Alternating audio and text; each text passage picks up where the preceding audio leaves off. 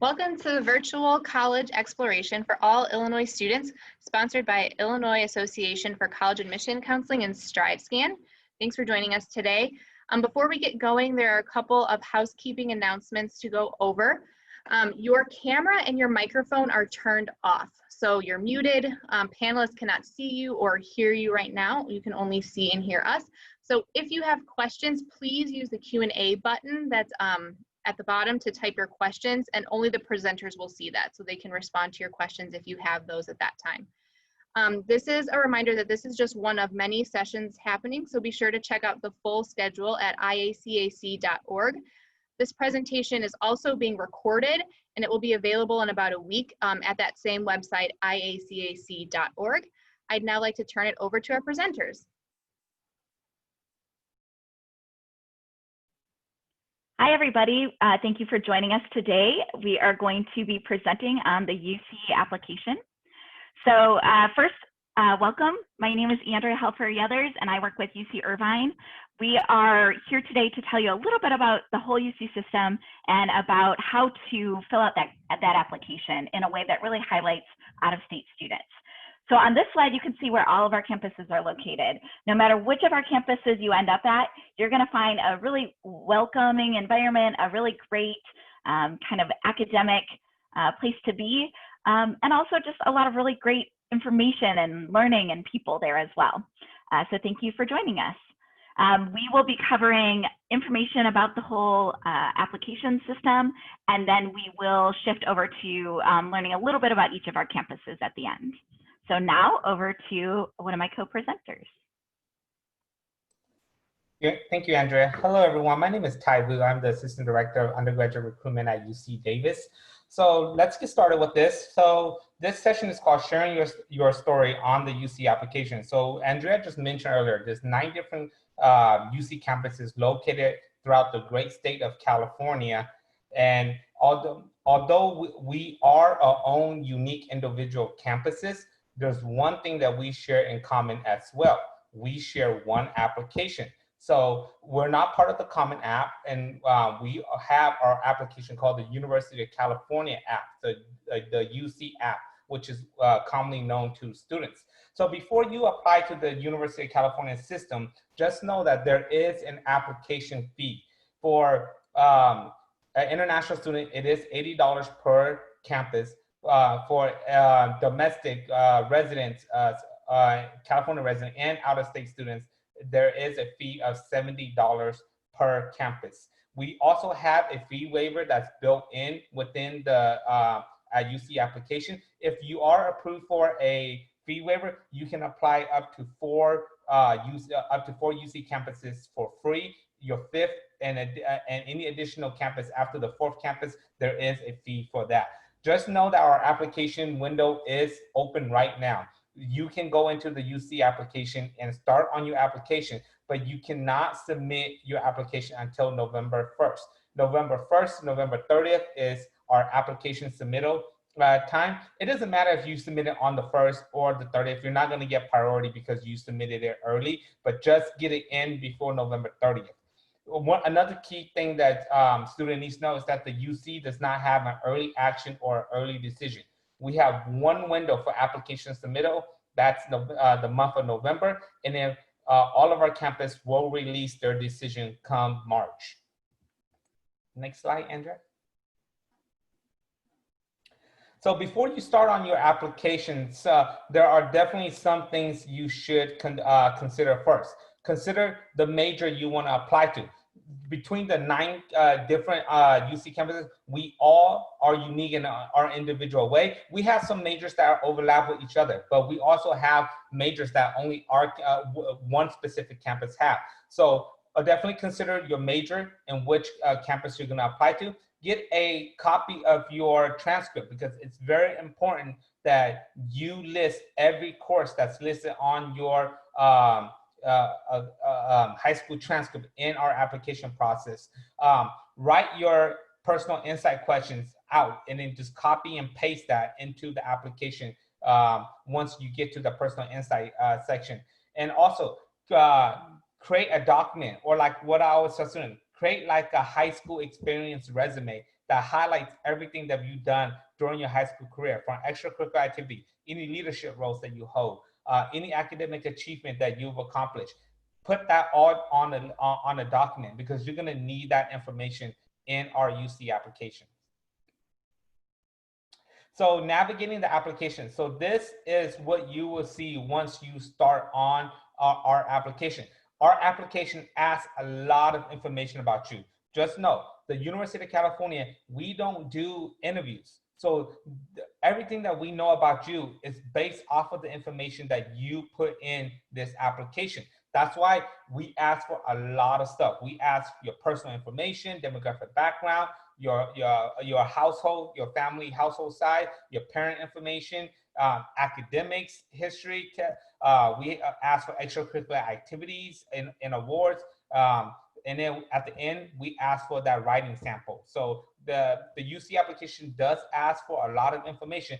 And the reason why is because this is our only opportunity to get to know you as a student. Outside of what you list on your application, we don't know nothing about you. So we're making a decision based off of information that you provide to us.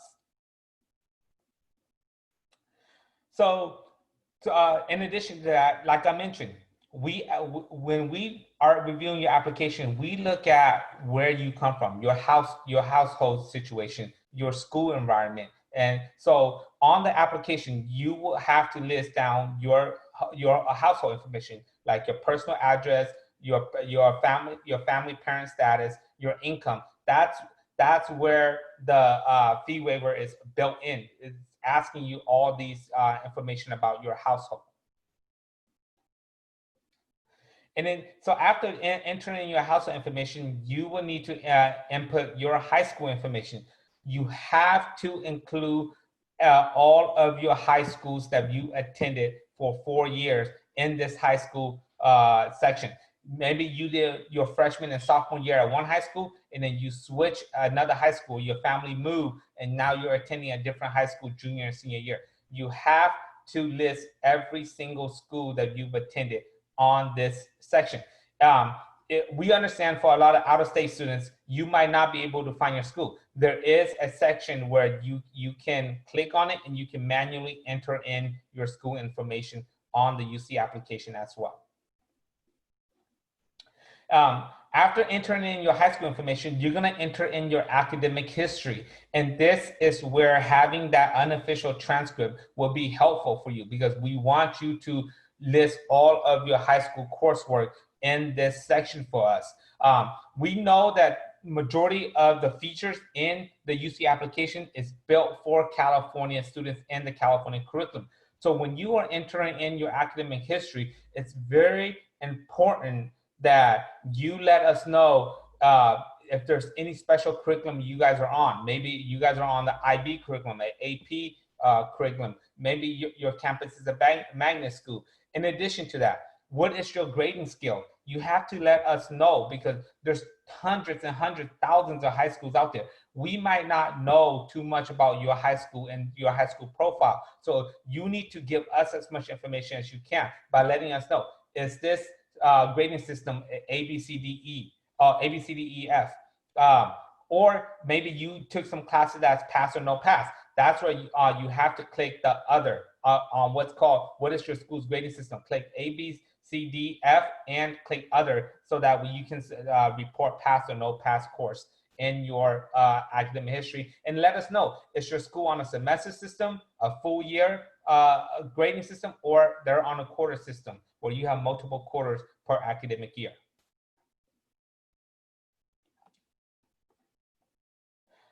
So when you are entering in your coursework, we have some courses that are already preloaded onto the UC application. But as I mentioned before, it was built for the California high school curriculum. So you might not see your course that you took in 9th grade on our course selection.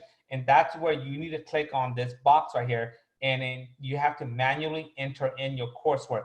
Enter in the course title or course description exactly as it shows on your high school transcript. So if you are admitted, and we at the end, when you say, yes, I'm coming to this UC school, and we do validation and finalization, we can match it up, say, yes, this student did report the right courses that are listed on their high school transcript to us. So this is where you can manually go in. If you cannot find your course that's under that pre-listed course listing, you can go in manually and enter that information in.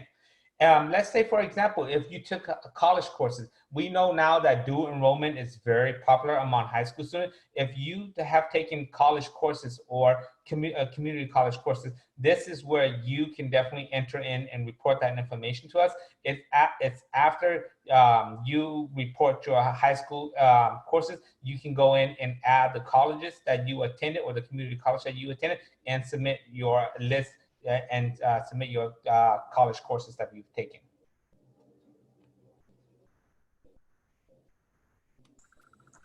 Hello, everyone. My name is Andrea Gallardo, and I work for the Office of Admissions at UC Santa Barbara. Thank you for being here with us today. So just some updates. The UC system has made some changes to our standardized test requirements. For fall 2021 and fall 2022, the UCs are test optional. If a student does not submit test scores, their application will still receive full consideration, and some campuses are not considering test scores at all in their review for admission or for scholarship. Of the 3 UC campuses that are here today, so UC Santa Barbara, UC Davis, and UC Irvine, have decided not to use exams for the selection purposes. You will want to check in with each of the other UC campuses to find out if they plan to use the exams for their review process. Another important thing to note is that we also will be eliminating the essay or writing portion requirement for applicants. So if you are submitting your scores, you do not have to submit them with an essay or writing portion. If you plan to report the ACT or SAT, this is a place where you will identify that you plan to list your scores, or that you will be taking the November or December test. See there that it is optional. You do not need to decide what you want to tell us until the day you submit your application. So you will have time between now and then to gather information from the campuses you are applying to in order to make a decision on whether you would like to submit your scores or not. Now this section here is really important for you to tell us more about the things that you have been involved with outside of the classroom. This is one way that we get to know you better. So there are up to 20 activities that you can list on the UC application, and they have various categories. You can see the categories listed there, beginning with award or honor and ending with your work experience. Don't list the same activity in multiple areas of the application. So I'm going to give you some tips, some things that we commonly see on the application. The most important activities, remember to make sure that those are highlighted. If an applicant did not have the time, opportunity to participate in school or community activities like volunteer or paid, explain that to the readers and tell us why. And so this part will be really important. Instead of just explaining what that category is, what that activity is, make sure that you tell us your role within that activity. It is important for students to remember to describe your role, your responsibilities, and your accomplishments in the activity rather than focusing on describing, which I just mentioned. We encourage you to quantify and qualify throughout this section in order to best brag about yourself. Yes, I did say brag about yourself. So you really want to really highlight all of your accomplishments. Don't use acronyms for names of clubs or awards. Spell them out and explain them. This is especially important since you all are from out of state, so don't make assumptions that we're going to know what these clubs are. And then the other thing is that you get up to 250 characters in each of them. So use that space wisely. You can just give us a list of the information, so you don't have to have complete sentences in each of these. Now, in terms of the awards and honors, list awards which are most significant in nature. Especially tell us if these awards are countywide, statewide. nationwide, and a little bit more about the competition, in meaning that we want to know more of the context, right, of this. If you were, for example, in that competition, if you placed 5th, for example, we want to know if you placed 5th out of 500 students or out of 10 students.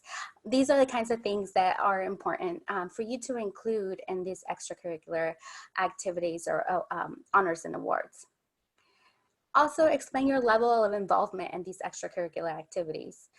Your continuous participation is going to be something that we're going to pay special attention to. Any passion, commitment, and leadership are going to be things that we're looking for in these. Now, you don't have to have official leadership in any of them. It's not required.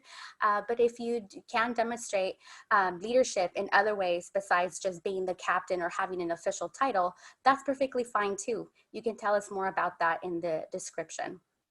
Work experience, whether it is official or unofficial. Say you babysit and so you get paid to do that, but it's not necessarily that you're receiving a check. You could also add that in the additional, in the work as a work experience. Community service, whether it's at your school or outside of school, is something that you definitely want to include. And then also academic courses that do not fit into the A through G categories. So there are some courses that students will take outside, such as AVID or just taking additional courses that may not be A through G or have the typical subject requirements. You can also include there. Other educational preparation programs you may also include, such as Upward Bound, AVID, Gear Up, or any of those programs that you may be involved with as well.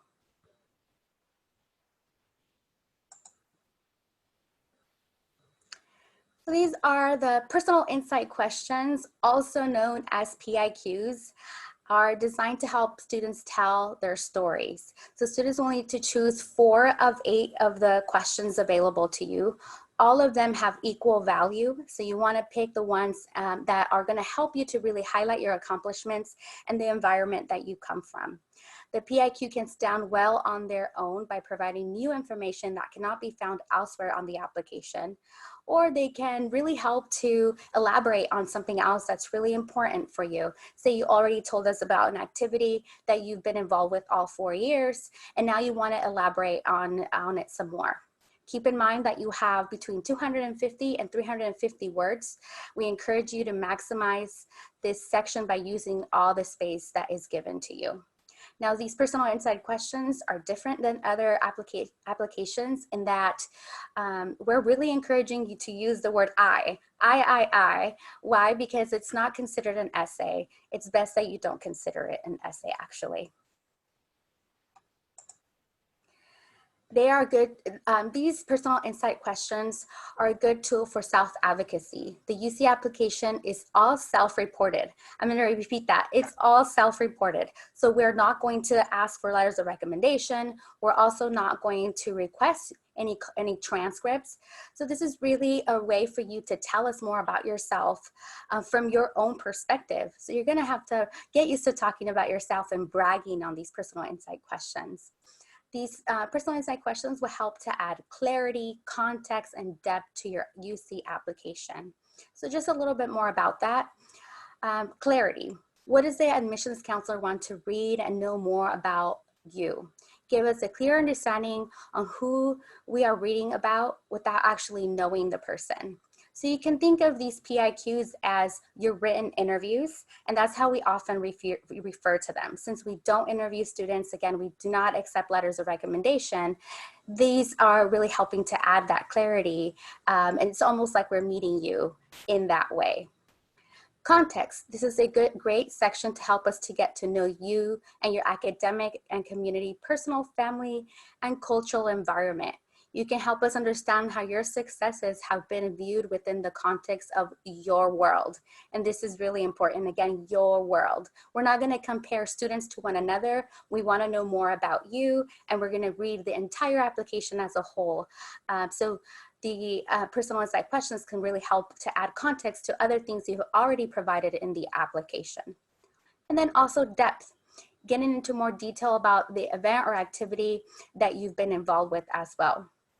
Overall, we want you to give us the best possible picture of what you are explaining. The more we can visualize you, the better we can understand who might be coming to our campus. Again, think of a job interview, and what would you like to share with that interviewer?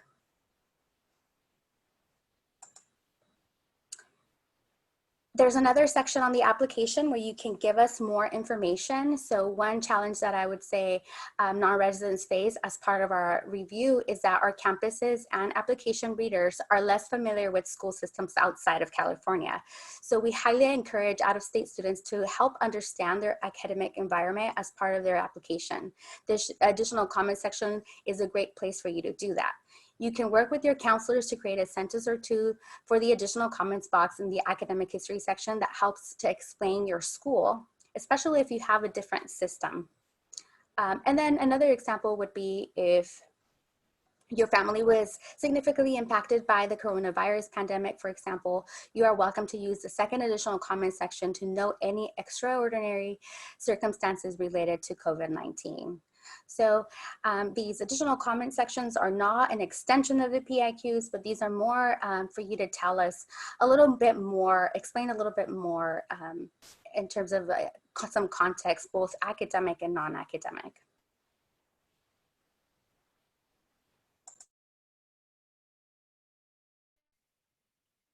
Thank you. So now we're going to talk a little bit about the UC requirements and comprehensive review. This is really what the UCs are looking for when they read your file. So when we talk about the UC application, how our review process works, first we're going to be looking to see that you are academically competitive. We're going to look for this by saying, okay, what kind of classes did the student take? Were they challenging themselves? And for California students, we refer to something called the A through G academic subject requirements. This is based around California curriculum. For out-of-state students, we just want to know that you took a very full curriculum from your high school. So don't be too concerned about all the A through G, just worry about making sure that you took a comprehensive curriculum at your high school. And then if there's something that you're missing, let us know in those additional comments. Also for out-of-state students, you do have to have at least a 3.4 GPA. All of the UCs use a comprehensive review that is based on 14 points. With the 14 points that we cover, some of that is academic, some of it is non-academic. We just heard a great overview about what is in the application. Well, what is in the application is what you're going to be presenting about yourself. And then what we do is we take all those things you've done over the last 12 years of your school life and the last 4 years of your high school life, and we look at that and we say, okay, what was the student's world? We look at your family information, we look at any additional comments you put about your school, we look at anything you put there and we say, okay, what was the student's world like? Now, what were the student's successes? So by looking at those, we say that we look at both academic and non-academic factors. This is just kind of a list of what those factors revolve around. But each UC is really going to be looking to you, the student, to say, you know, what were the things that you talked about on the application and what were those things that really rose to the top? With that, and Andrea already mentioned that everything on our application is all self-reported. So you really need to brag about yourself. You really need to go out of your way to explain things because we don't always know lots about things outside of the California kind of world. I also encourage you on this part to talk about your environment. So maybe talk about your cultural context, talk about your community. You know, it might look very different if a student is in a rural place or an urban place in terms of what extracurricular activities they have access to, or what kind of environment they're, you know, what it looks like to get to school every day even. This can provide a lot of context about how your experiences, and then can help us to understand better the successes, both academic and non-academic. So, you know, if you're at, let's say Jones Prep, and you're going downtown and you live outside of the area, then you might be commuting by bus just to get to school every day, and you might not have as much time to do extracurricular activities. We won't know that unless you tell us that, especially because we're Californians and we don't always know all the inner workings of everything in the Illinois state and in the different cities that you might live in. We don't compare student to student. Again, what we're looking for in the review is we're saying, what were the student's successes compared to what they had access to? And again, we're just looking for multiple measures of your success, both academic, like your GPA, your extracurricular activities, the things that we've already talked about today, but also in what context those occurred in. So as you're filling out the application, make sure you fill in all of this info. All right, so next I want to talk about, just for a moment or two, about the cost of a UC education and then why it might be valuable. As I'm doing this, feel free to type your questions into the Q&A. My two colleagues are in there answering questions about the application. We're going to shift now to talking a little bit more about the campuses. So for the cost of a UC campus, this is your average cost at all of the campuses. We are the out-of-state students, so non-resident students who are not Californians, do pay an extra fee, which is included in the information you see here. It is really hard for non-resident students to become residents to get the lower fee. So if you start at a UC as a non-Californian, you really need to consider that you're going to be 4 years as a non-Californian for the cost of your education there. And you can see all the residency details outlined at that link. So feel free to take a picture with your phone and then go to that link later if you have questions. And then for most of the UC campuses, we don't offer any need-based aid for out-of-state students. So you really need to be bringing in those outside scholarships or rely on scholarships or your family's means to be able to pay for this. So it is expensive, but what's the value? Why would I want to pursue a bachelor's degree at a UC campus? So all of our campuses are phenomenal. 6 of the 9 of us are ranked in the top 11 schools in the country. So if you take the top 11 public schools in the whole country, 6 of those are University of California campuses. We are mostly big. There's a few of us that are a little smaller, and we have excellent retention and graduation rates. Just to put this into perspective, the average retention rate in the whole country is only about 70%. The UC's average 92. Our average graduation rate is also much higher than the national average. The national average is about 58%. All of our campuses are very diverse and offer a lot of support for a diverse group of students who are studying with us. And we have lots of different support centers on our campuses as well. Next, one of the things that's really cool is that we partner a lot. So things we partner on our study abroad, we partner on the UCDC, and we partner on different kind of academic things as well. So UCDC, we own a building in Washington, DC. Students can do an internship and a semester out there. And a lot of our campuses offer a very comprehensive support system and academic co-curricular life. And then our alumni, you get to be part of a 1.8 million person alumni network that's shared among the UCs once you graduate from a UC campus. And the salary is not bad either. We have data that shows that students double their salary within 10 years of graduating from a UC campus. So we want to make sure it's worth your while. All right, so now I'm going to move into a little bit about UC Irvine specifically. UC Irvine, we've been ranked the #1 best college in the US by Money Magazine. We're pretty proud of that. That one's based on how we helped kind of launch students into their careers and into a salary area that might be higher than their families started at. So that's pretty cool. That is a bragging point for us.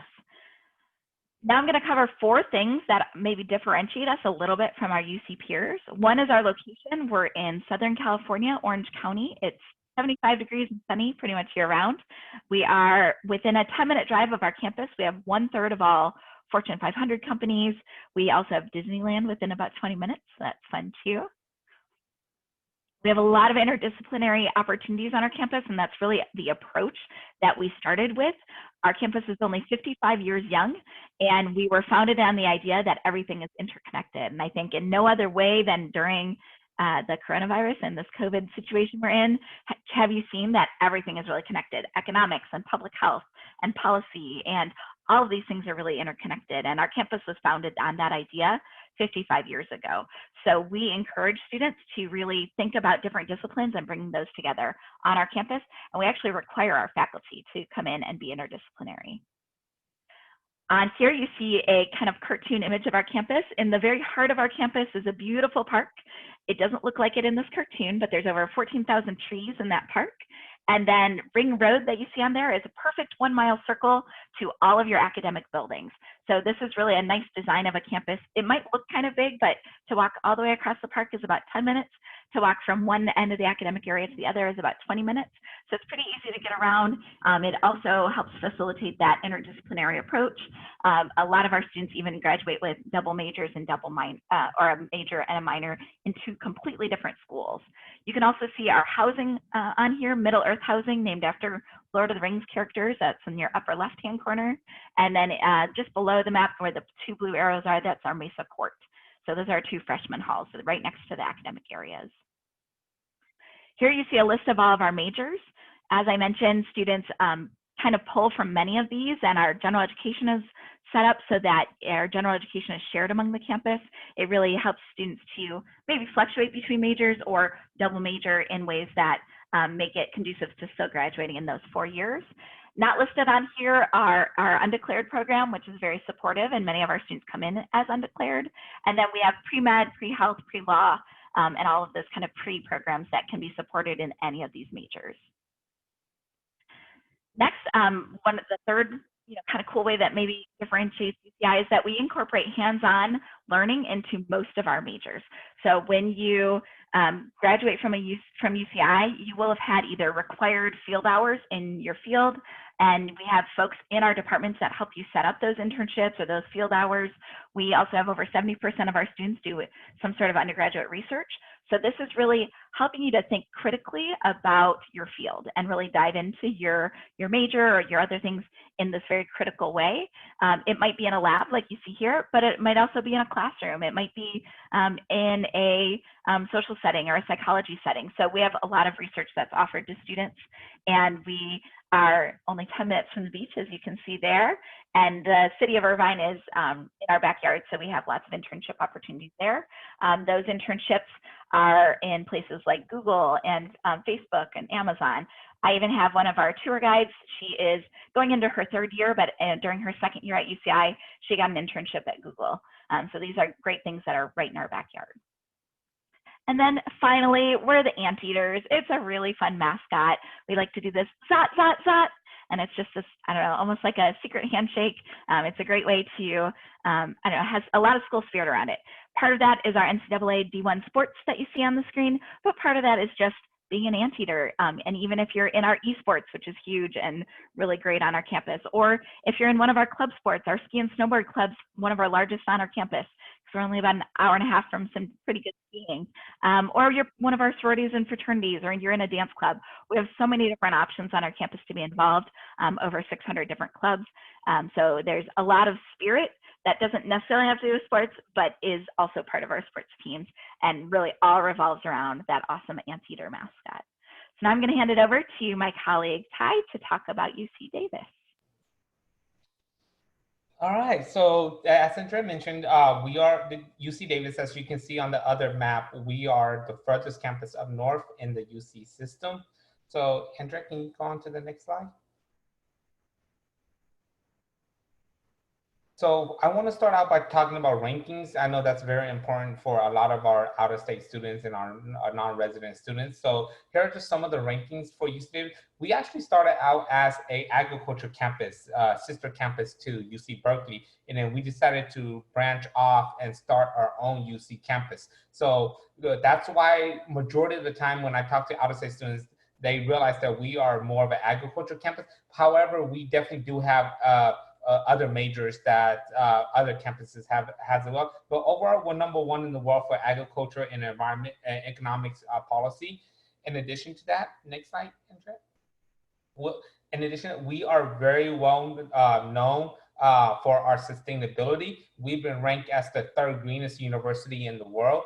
Everything on our campus is all about sustainability. We actually have a facility on our campus that will take all the garbage from our dining commons, so the leftover food and trash, and convert those garbage into renewable energy on our campus.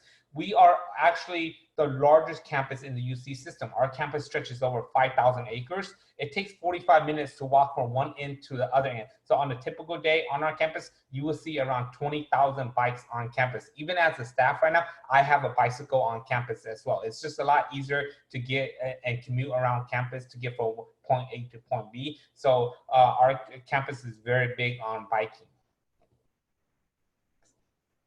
Overall, we've been ranked as the 5th best public university in the nation. And as Andrea mentioned earlier before, if you have a University of California degree, that UC brand goes with you for life. And majority of our campus are ranked within the top 10 in the country. Where are we located? As you guys can see on this map of California, we are located in Northern California. Right next to Sacramento. We are actually located in a college town. So UC Davis is a big Division I school. We have over 31,000 students on our campus. However, we are located in a small college town.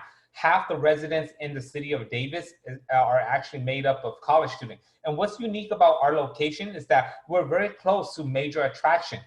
San Francisco is about an hour and a half to the west of us. Lake Tahoe is about a 2-hour drive to the east of us. If you love the outdoors, Lake Tahoe in the Sierra Nevada has amazing hiking and camping areas. And during the winter time, Lake Tahoe has some of the world's best ski resorts that's available for our students to explore.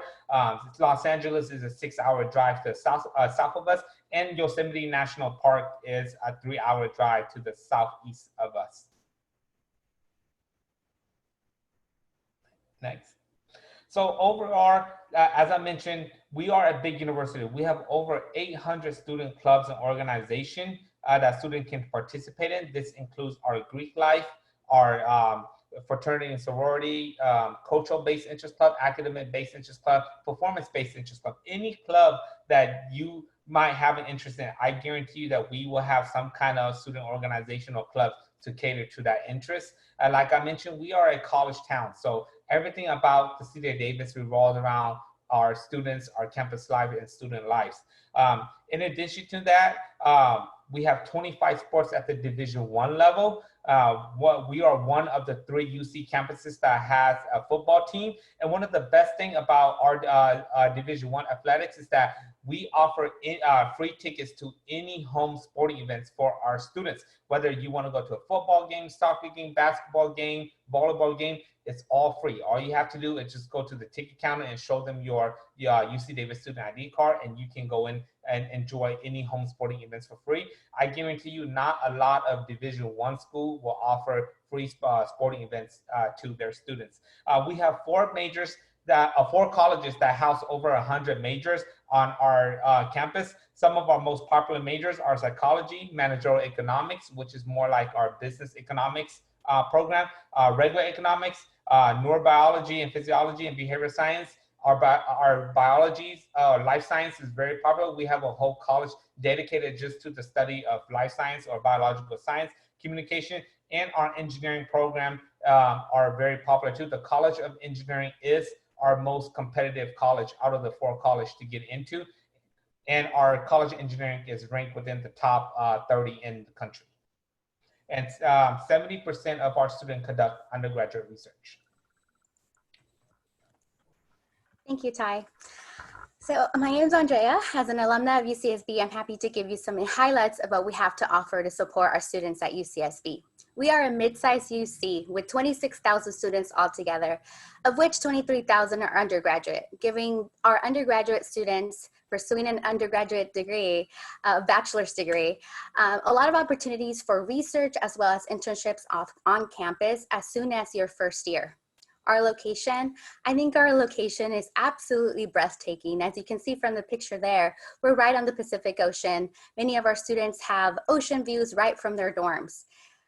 We are also the largest 4-year institution in a 60-mile radius, really helping our students to land some internships in the Santa Barbara community as well.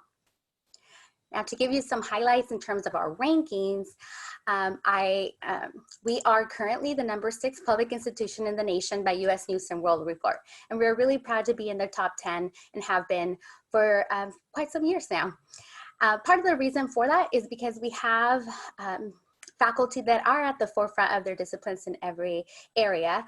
In particular, we have 6 Nobel laureates, 3 in physics, 2 in chemistry, and 1 in economics. my very favorite ranking on the screen there is that we have, we're #1 for having the happiest college students in California. And this really shows in our kind of collaborative feel that we have on campus. So when you get a chance to visit us at UCSB, you will oftentimes see that other students have that same kind of experience when they visit campus. It's a really great kind of atmosphere where students are not being competitive with each other, even if it is a very highly ranked institution. Now we have about 90 majors available, broken up into 3 colleges: the College of Engineering, the College of Letters and Science, and the College of Creative Studies. I encourage you to attend one of our webinars that are available for you to register now throughout the fall. We have them weekly so that you can learn more about each of the colleges that we offer. We have 5 majors in the College of Engineering. You get a 10-to-1 student to faculty there, student to faculty ratio, which is really amazing. We also have the College of Letters and Science with majors that range from actuarial science, economics, psychology, biology, and so many more. And then we have a very unique major called the College of Creative Studies, in which we have 8 majors. You're working one-on-one with a faculty mentor to create new knowledge. So I encourage you again to attend one of our webinars to find out more about each of these and how that relates to admissions. Now, historically, we've been able to offer and guarantee housing to students, first-year students, for 4 years while you're going to school at UCSB. Unfortunately, given the circumstances, moving forward, we're not sure what that's going to look like next year, but we are hoping that things get back to normal. Our students do get to enjoy living on campus or within a mile of campus, because we are right next to a college town called Isla Vista. It's a mile by mile with lots of apartments and student housing, as well as restaurants and so forth, where students get to really live with one another and get that college feel. So it's not going to be a ghost town on the weekends, and I know that's really important for all of you who are coming from out of state. Our students have created over 500 student organizations on campus, really helping them stay connected, get leadership experience, and build a strong network within one another, but then also outside of the club itself, because we have clubs that range from academics, community service, cultural, political, professional, religious, and social. Those professional and academic ones bring in people from all kinds of places to support our students as well. Additionally, we have 3 tiers of athletic engagement, including 19 Division I teams, club sports, as well as intramural sports, so you can play for fun or you can just attend the games. Now, we have great outcomes. As Andrea was mentioning earlier, our career services is there to help you with really what's going to happen post-graduation. We have higher rates than the national average for students going on to law school and medical school, as well as just going on to graduate school. About 1/3 of UCSB students do so. We have 5-year degree programs as well in engineering, economics, and many other fields as well, so that if you can actually graduate from UCSB in 5 years with a master's degree in these programs. A fun fact, 67% of recent grads have completed at least 1 internship by the time of graduation. So that's all about UCSB, but I want to encourage you to attend one of our UC for You events. It's a non-resident international event on October 17th. If you want to register, you'll find all 9 UC campuses will be in attendance of that. So I encourage you to take a picture of the screen so that you can hopefully join us for that. And then in addition to that, we also have some useful resources here. Also take a picture of this, and this is on the application as well as the personal insight questions, which I talked about earlier, and then also to receive some help as you begin your application. The application is open out for those of you that are seniors, and you submit between November 1st and November 30th as a reminder. Finally, this concludes our presentation. Thank you for sticking with us. Our contact information is on the screen there. If you need to contact us, we are your representatives for Illinois.